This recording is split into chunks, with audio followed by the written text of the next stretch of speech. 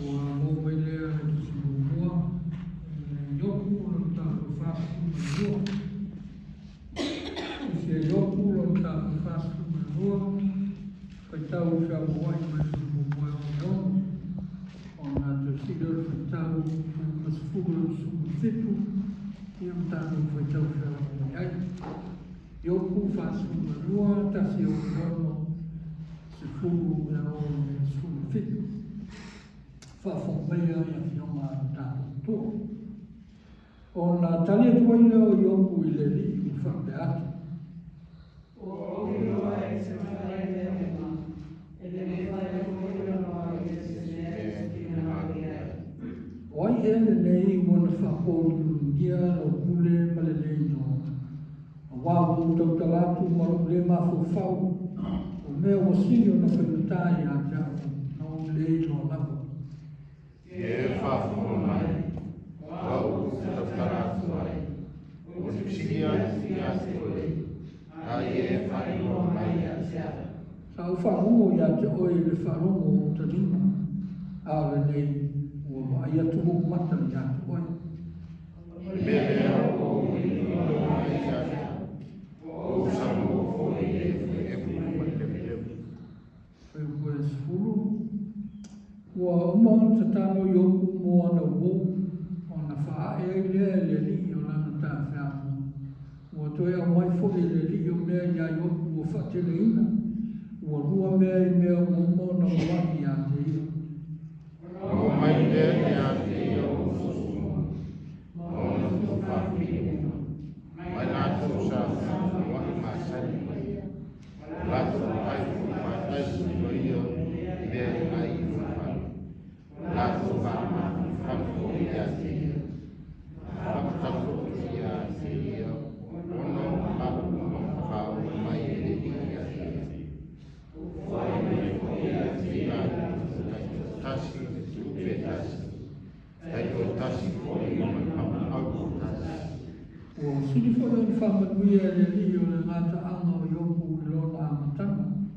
Wasa ia te ia mā moe se furu afe mawhe whaa, ka mela e ono afe, ma povi e lua afe, ma asini whawhine e tasi le afe. Sai ate ia Kristo, a whine toto. O ia whai ngō fōi le tasi o ia maima, ma le ingōro na lua o ke sia, ma le ingōro na tolu o kere na kuka. Le ngō fōi uma tina la nei, usa na whine lua. A wako ia te kato o kato pao. Tofu patasi ma kato tuanai.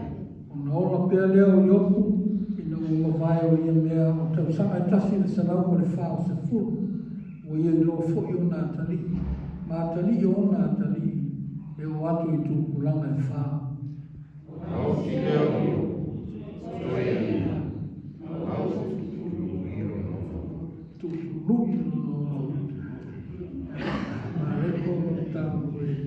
Se fulu, doa me whitau tusi pa ia, wawea na te familia ele mea. Ma reko e se fulu, tātu me whitau e o wai mai tuku poe. Whāsu me rono, e o masitu ma le dua. Ma reko, rono se fulu, tātu whitau me whāsu me leono, se ia wha uma le soni lea. Wha whamai o tala lei o tātou i whaola. O i lato i e riko, o le atua nai atu fo i e riko e ia, atua mo na so'o mo le motu o tangata e lo tele. A ua nofo mai le au wala o pāti mai o le tā waso, le atari o ti mai o whaatonga i mea mana. O i e o ia Isu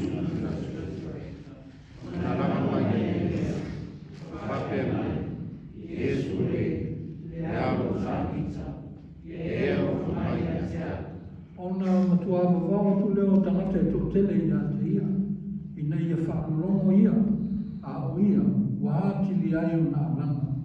Le alo o tāwi tai, ia e alufu mai i a tā. Yesu, petai ati, ia wala wino i, la tu mara patu le, ta pasu.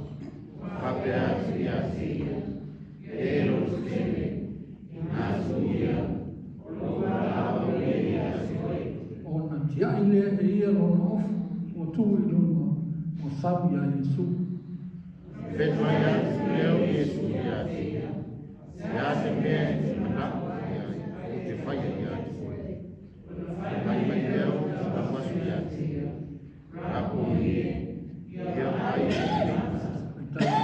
Lima sama dua,